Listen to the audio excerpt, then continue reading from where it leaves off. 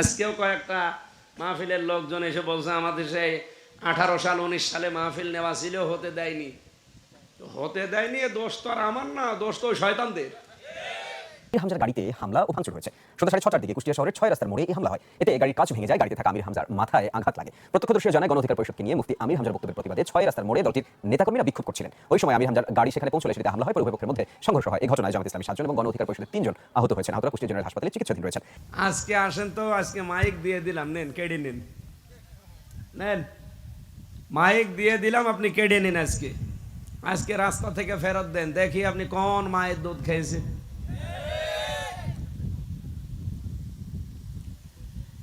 এই জন্য যেটা বলতে চাচ্ছিলাম, এখানে উনি এই কয়েকদিন ধরে দেখতে পাচ্ছি, এতদিন আমরা সবাই কিন্তু এক ছিলাম, কিছুই বলে না।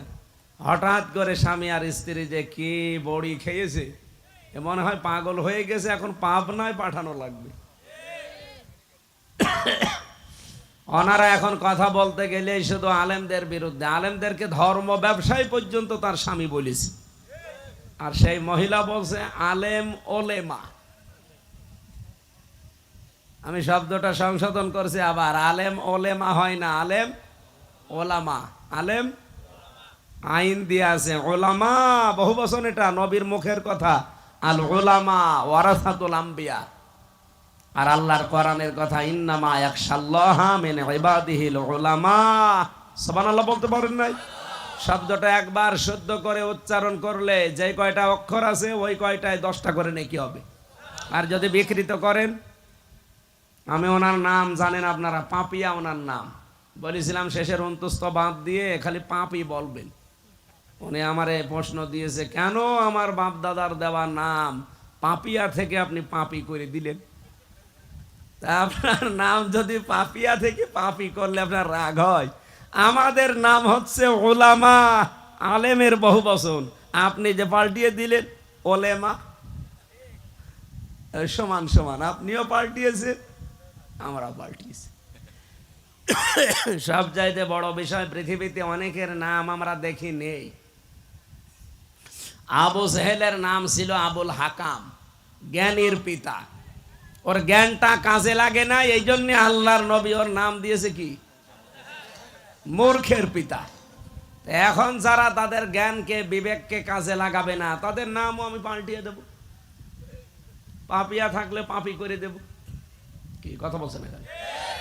এটার সংশোধনী দিলাম, আগামীতে আলেমদের নাম উচ্চারণ করলে সম্মানের সাথে করবেন। আমি দেখেন না 2 জন সভাপতির নাম কত সুন্দর করে দোয়া করলাম।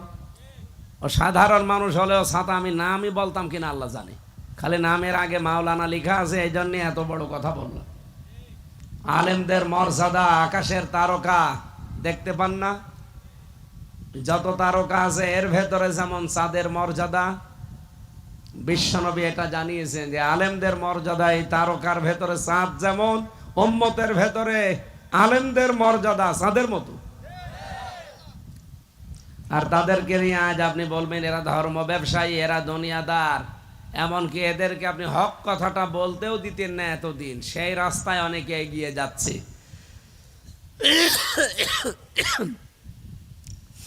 হেদায়েত যদি থাকে আল্লাহ যেন হেদায়েত দান করে, আর যদি আবু জেহেলের মতো মোহর মারা থাকে আল্লাহ যেন তাড়াতাড়ি তুলে নেয়।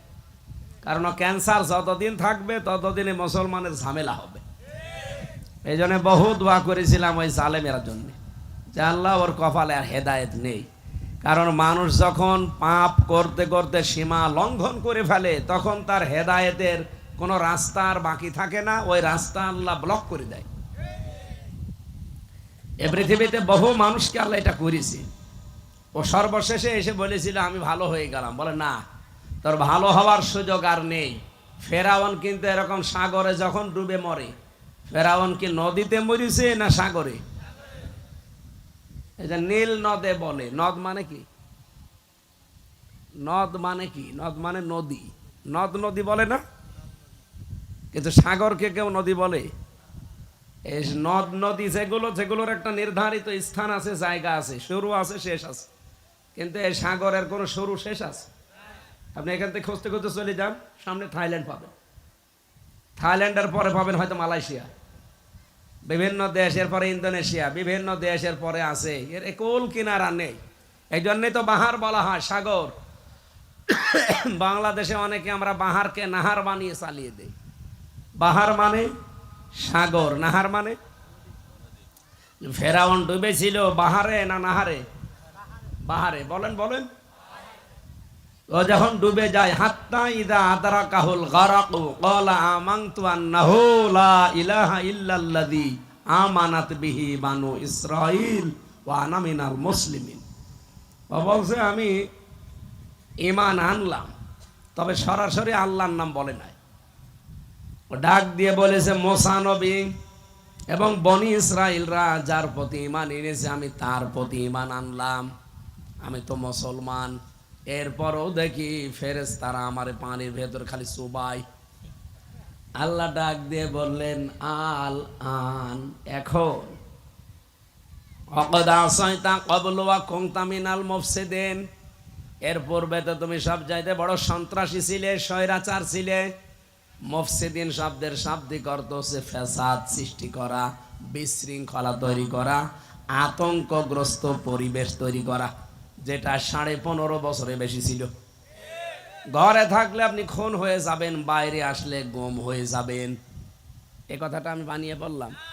চাচা এরশাদ বলেছিল যে ঘরে থাকলে খুন, বাইরে থাকলে, বলেছিল না? সেইটাই ছিল। আমার বিশ্ববিদ্যালয় কুষ্টিয়ার 2টা বড় ভাই আজ 10 বছর হয়ে গেল, এখনো পর্যন্ত ওরা গুম হয়ে আছে।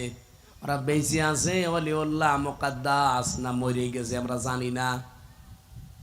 ওরা ঢাকা থেকে যাচ্ছিল কুষ্টিয়া ভার্সিটিতে, পথিমধ্যে ওই যে ধরে নিয়ে গেল, এই শেষ। এরকম একটা দেশে আমরা ছিলাম। আমার মনে হয় আগস্টের 5 তারিখের আগে যদি আমরা থাকতাম তো এখনো ওই রকমই থাকতো। আমি হামজা সেই কক্সবাজার থেকে কুষ্টিয়ায় ফিরে যাব, কোনো গ্যারান্টি ছিল না। এখনো আছে কিনা জানি না, কারণ এখনো অনেক শয়তান পেছনে লেগে আছে।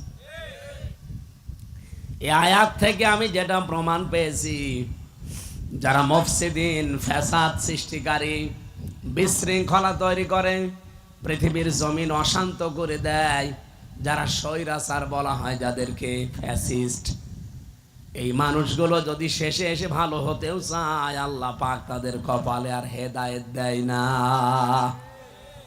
এই জন্য পূর্বপুরুষকে দেয়নি, এখনো অনেকে দেবে না। এই জন্য ফ্যাসিস্ট আমরা যেন না হই, স্বৈরাচার না হয়, আমরা মাজলুম, আমরা জালেম যেন না হই। কথা বুঝতেছে? দলমত নির্বিশেষে আজকের এই অনুষ্ঠানের কথা আমি বলছিলাম, এই শব্দ দিয়ে আমি এ পর্যন্ত এসেছি। কেন আসলাম জানেন? কারণ কোরআন শরীফ শুধুমাত্র আমাদের না, হাদা বায়ানুল লিন্নাস হুদাল লিন্নাস, তামাম পৃথিবীতে মানুষ যারা তাদের জন্য কোরআন, কিন্তু অন্য ধর্ম ওটা সবার জন্য না। ইহুদি ধর্ম ওদের নিজেদের জন্য। এই কারণে ওরা পাগল হয়ে গেছে যে মুসলমানদের নবী যা বলেছে দুনিয়ায় একটা একটা করে সবই তো হয়ে যাচ্ছে। উনি কিয়ামতের আগে এই দৃশ্যগুলো হবে, সব হয়ে যাচ্ছে। আর মাত্র 2.5 বছর আছে দুনিয়ায় আমাদের রাজত্ব। কি করে আজ টিকে থাকা যায়?